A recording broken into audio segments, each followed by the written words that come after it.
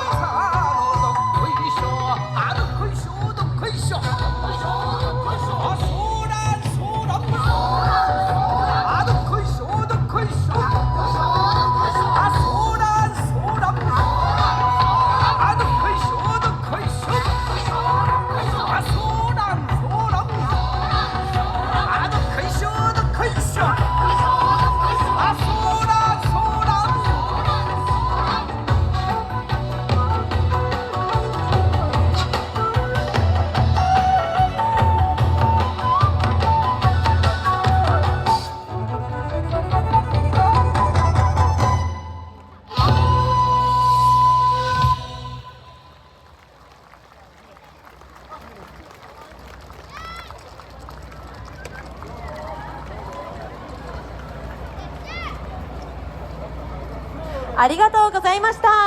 ランブルの皆さんでした。皆さんもう一度大きな拍手でお送りください。